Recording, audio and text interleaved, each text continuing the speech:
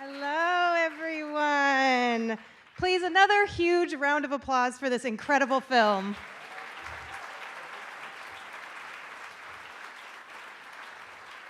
Thank you. Thank you all for joining us tonight. It's an honor. My name is Ana Zamora. I am the founder and CEO of the Just Trust, and we are so proud to be partnering with this incredible film to get it all across America. Thank you for joining us tonight. At the Just Trust, we are 100% focused on transforming the justice system in America. We provide funding, we provide collaboration, and we like to partner on projects like this. Our goal is to make sure that we can make progress on this very important issue in every single state in this country, no matter who holds political power. I love this film. To me, this film reminds us that people inside prison are, in fact, people. People like my own brother, who was in and out of jail and prison for my whole life, and who was often reduced to the worst thing that he did, despite being my hero and one of the most incredible men I've ever met. I hope and I know that this film can remind us all that redemption and the capacity for people to change and grow should be at the heart of our approach to justice in this country, not a rare or lucky find. And now I am very excited for what we all are waiting for right now. I want to have a conversation with some very special guests. And first, I want to introduce, again, Greg Kwedar, the director of this amazing film. Thank you. Thank you.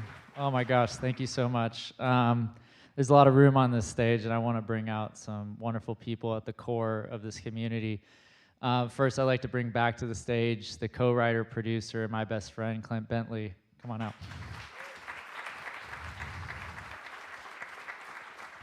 out. The person who really helped cultivate this wonderful community and lead it with us, producer Monique Walton.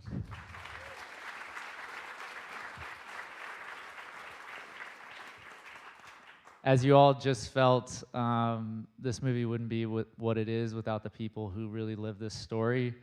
We have some very special guests. I hope you show some love, the same love that we all feel for them. First, I'd like to bring out Sean Dino Johnson.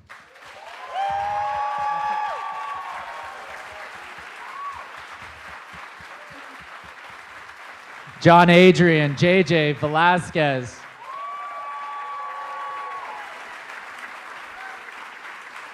The real John Divine G. Whitfield. Starring in his first feature film, Clarence Divine Eye Macklin.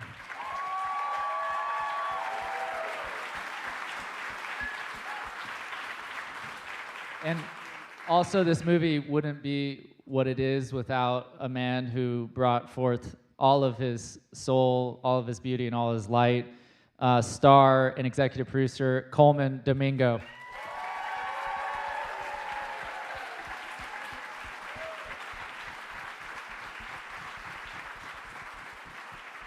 I think this requires a bow before you all sit. Come on. Yes! Woo!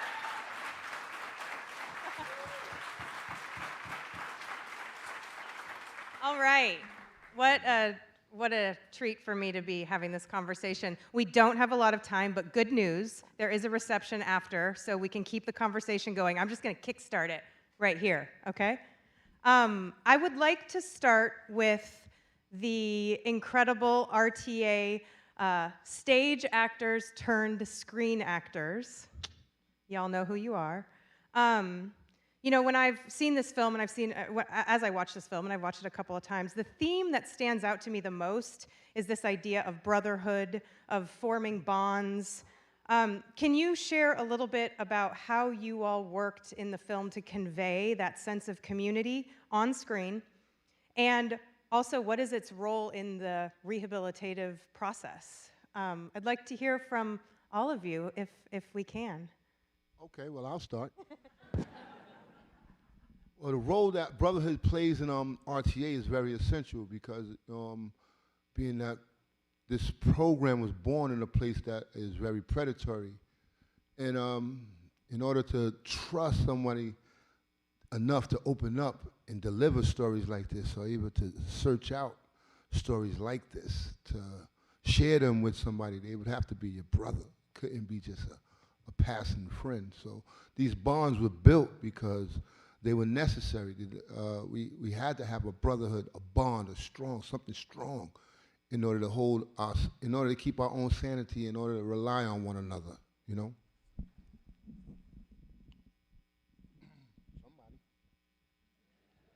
Y'all want me to keep going? I would say, I think what brought us together is we realized we had more in common than differences. And it was that human aspect. You know, humanity recognizes humanity.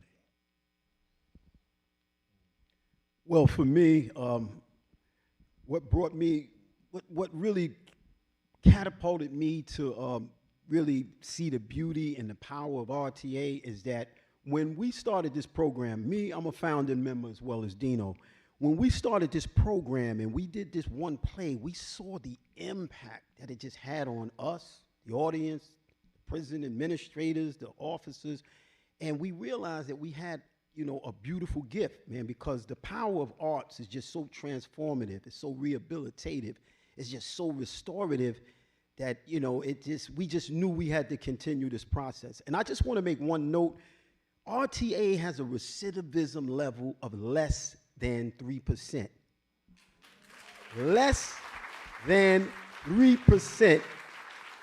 In comparison to the national average of 60%, 60% of other people that don't go through a program like this come back within 3 years. So I'm saying we saw that we had a potential solution for this recidivism just by doing something basic, building community, showing love, showing brotherhood, fellowship. And, we just had to keep it going. And we were blessed to have Craig, Colman, Monique, Clint, and all them decide to let us take this to a whole new level. And I want to thank y'all for being here. And please put the word out. Put that word out. Thank you. Yes, yes. Turns out that there are a myriad of programs, and we saw one featured in this There's one movie. more person about to speak. Oh, I'm so sorry. I'm so sorry. Got you. Oh, JJ, I'm so sorry. No, it's no problem whatsoever. I think what's important for people to realize is the level of love that was put into creating this film, right? And it trickled from RTA into the set. And there was just this sense of camaraderie, love, support, family, and that's what made the magic that you guys were able to witness. This was a gift for us to each other and a gift that we're sharing with the world now, right? And the reality is, we're just people. Everybody on that screen, to the people that we're depicting that are actually incarcerated in this world, they're still human beings, right? And the sooner that we start to see each other at eye level, heart to heart, and start recognizing the humanity in each other, and start lifting up the human dignity that we're supposed to actually, corral as humans together, that's when life will start to change for all of us. It took some of us decades before our lives started to change, but it has changed, and we're here before you now to prove it. And what that proves for you is that you can change too. It's never too late.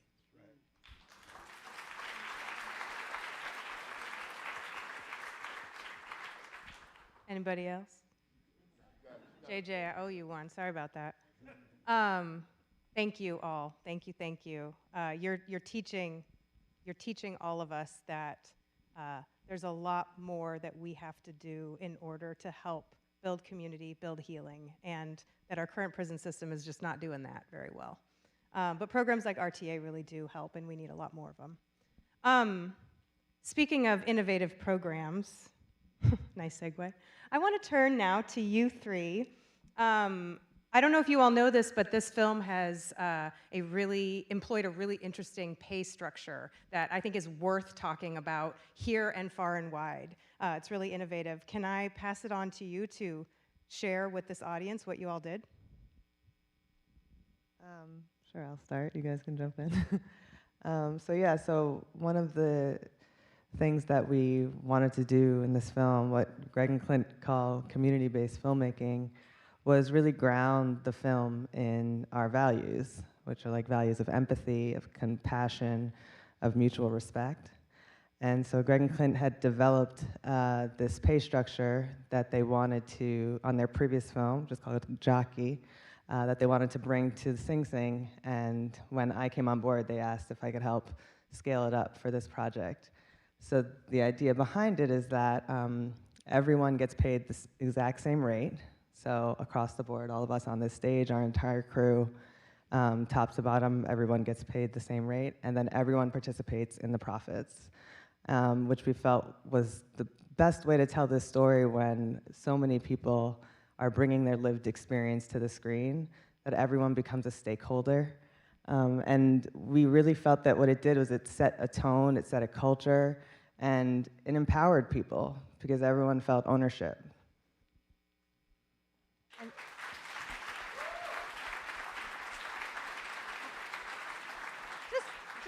Just a follow-up question, but where did that idea come from? It came from just when, as Monique said, we were putting together our previous film Jockey, and we knew we were going to have to do it for a very small budget, which many independent filmmakers find themselves in that place. And we just, as we were kind of pressure testing it, we wanted to answer some of the problems that we had seen in independent film, and that is that, like, namely, a lot of people get asked to work for free or nothing on independent film, but then some people hold their ground, and then you've got big pay disparities between people on the same crew. And then at the same time, if an indie film does well, which very few do, but some do, the ones that do well, 4 or 5 people really benefit, and the rest get left behind. And we just wanted to do something that was more fair than that. Pretty innovative. Thank you all for doing that. Did you want to say anything else? I won't add to the structure element, but more just, again, to kind of the spirit underneath it was, what does it mean to be a community-based filmmaker? And I think for us, we care a lot about the community we're working within. What does it mean to actually come in and listen first, and not create a transactional environment, but an exchange? That's really at the core that drives this. And if that is the values that we're talking about, you have to question every aspect of a process and ask, is this living up to that ethos? And can this be more fair? Can this be healthier? Can this be more supportive? And if you really examine a process at almost a microscopic level, it creates space for the most wonderful surprises that shows in the work itself. I agree 100%. I think that spirit that you all baked into the fee structure, it oozes out of every aspect of this film in a really beautiful way. Thank you for cheerleading this, championing this. Colman, can I turn it to you?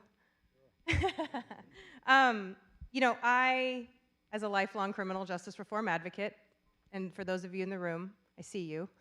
I firmly believe that this film has the power to really amplify the work that I have spent my entire career doing and day in and day out think about. I think that one of the reasons it can do that is because of its authenticity, because of from soup to nuts of how you all have approached this and what you brought to the stage and what all of these actors brought to the screen, I guess.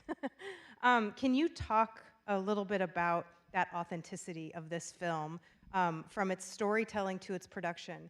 How did it feel different for you to participate in this, bring that authenticity to life for us? Well, that's a great question. And I'll say it's rare. That's the first word that came to mind. It's rare. Like you said, from top to bottom. All the way through, it's been sincere. It's been gentle. It's been tender. And it's been kind. It's been inclusive. All the way from asking me to come on board when there wasn't a script to saying, hey, we will gather and develop a script together. With his brother, we gather together with our ideas and thoughts based on these true stories of these gentlemen here who gave their stories as well. And everyone believing, we all everyone had the right intentions. Even the pay structure, all of it. It just trickled all the way down to the way that we're actually, our partners at A24, and the fact that we had some options to go with distributors, which has been wonderful, but they had the right heart and the right integrity and intention of where it started. And then as we're on this journey of taking this film out into the world, it has been intentional and kind and gentle, because we do believe, I think that we do believe that we're reaching out with a lot of love, because I think that that's what we poured into the film. And it's rare when you actually see it happen, when the intention actually meets the product. That's what it feels like. It feels like I feel like we're out on the road, and we've been out on the road now for a little bit. We're a little, right? We've been out on the road, but I feel like it feels like we're starting our own church in some way. Now nothing organized, okay? Don't get it twisted. But it's like I feel like we're preaching, but we're preaching to the good of humanity and the possibility of what we could do or what we can be. Listen, in this beautiful museum that we're in, there's the hull of slave ships all the way rising up to the top, right? If that isn't possibility, if that isn't faith and pouring in belief, come on.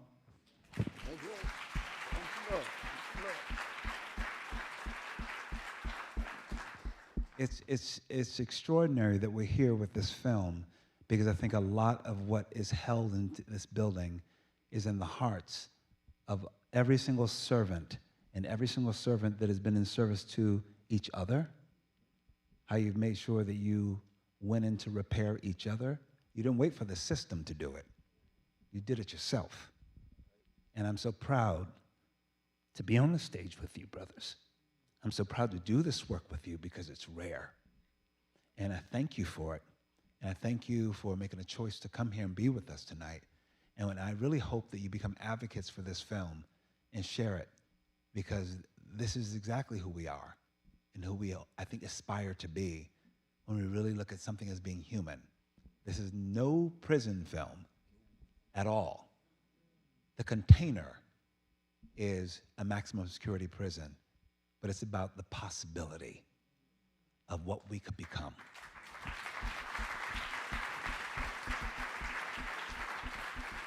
All right. Thank you, Colman. That was beautiful. And you hit on something that I actually I'm going to have one last question, but I would love everybody to weigh in here. So I think this is the church. You mentioned that we're starting something here, right? You all are starting something here. And I know that, when you go to church, there's always things you got to do, right? There's calls to action. There's some work to be passing the plate. That's right, passing the plate. Don't worry, this is not going to turn into a fundraising pitch, even though if anybody wants to give, I can help you with that. No, but this film, like I said, I think it has the power to make a difference. And so I would love you all to think for a second, besides being an advocate for this film, what else? What is another call to action that you would love everybody in this audience and everybody who sees this film to do after they see this film? When they get the butts out of the seats, how do we get people to act, and what would you like them to do? That's what I was going to do. All right. Because I don't want to follow any of these people on the stage. You know, I really believe in, I think what we're doing is we're not making an intellectual argument here. We're making an emotional one.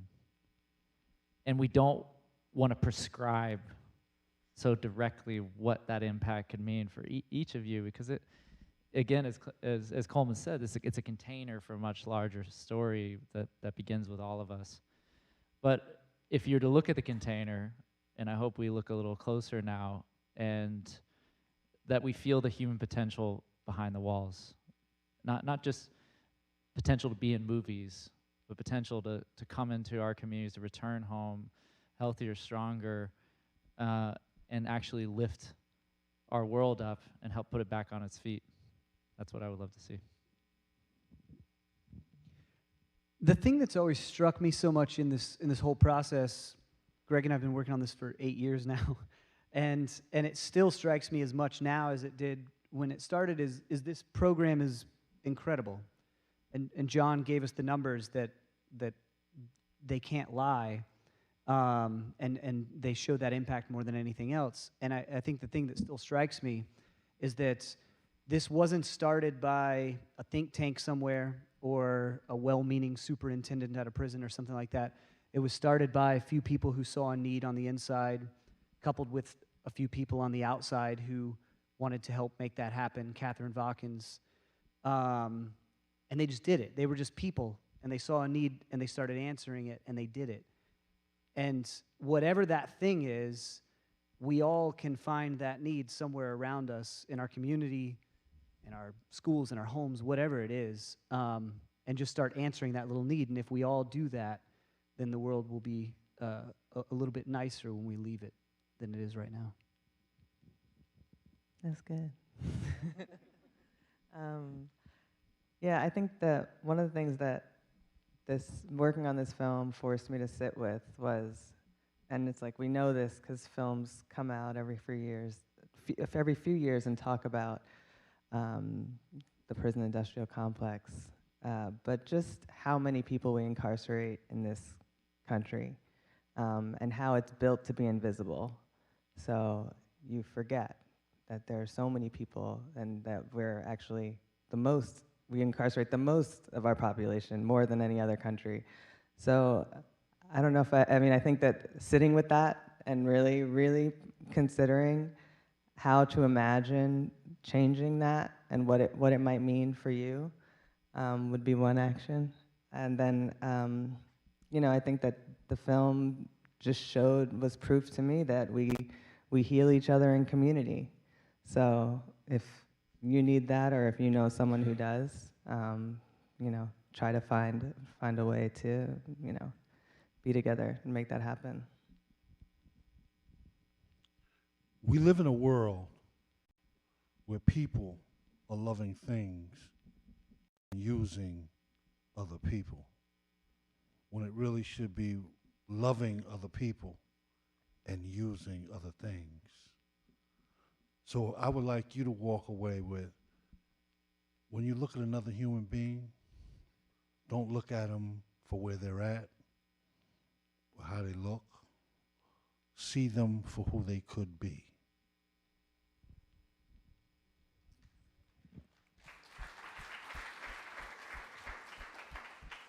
I paused intentionally hoping that you would clap. In a world that's often divided by labels and stereotypes, it's time for us to use this film as a platform to create a new symphony of compassion and understanding. And so what I would ask, particularly to you because you're local here in DC, I'm the program director for the Frederick Douglass Project for Justice. Google the Douglass Project and go visit a prison. Proximity is the key to humanity.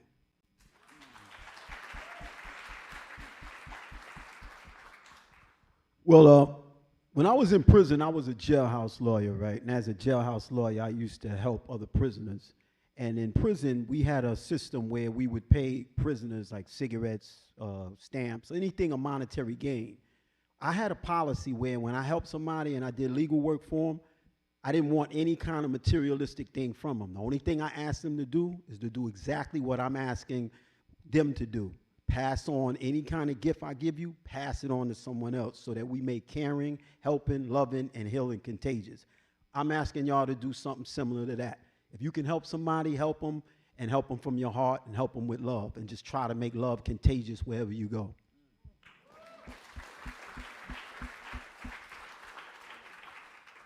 I think that what I would like for you to take what's written on the wall somewhere around here by one of our heroes. I like to quote you real quick. It says that we are determined to work and fight until justice falls like water and until righteousness runs like a mighty stream. Martin Luther King said that. And I think that that's at the essence of what RTA is about. We are willing to work and fight until everybody's on this loving page that we're on, man. Everybody's on this communal page that we're on. This is how we intend to change the world with this gift that we gave you.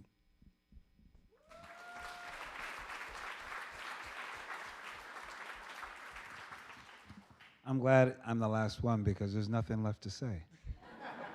They said it all. I think I think that this film is a gift of radical love in so many forms, especially deconstructing male relationships as well. I think we need to see more images of tenderness between men.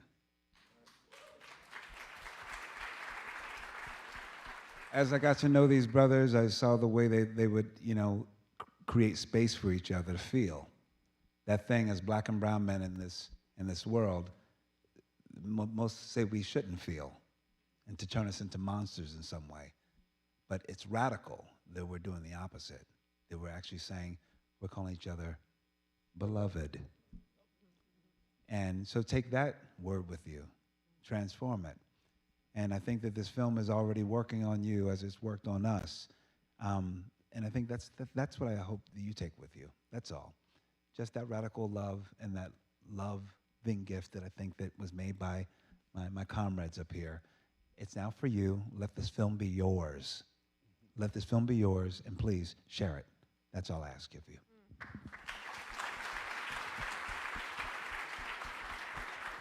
Thank you. Thank you all so much for allowing me to participate in this conversation and to sit on this stage with you all. It's a true honor. Thank you for sharing your stories, and thank you for bringing this film to the world and for spreading radical love.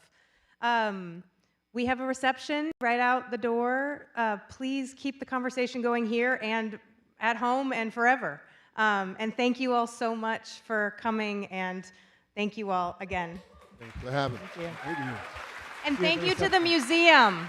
Thank you to the museum. See us. Come see us.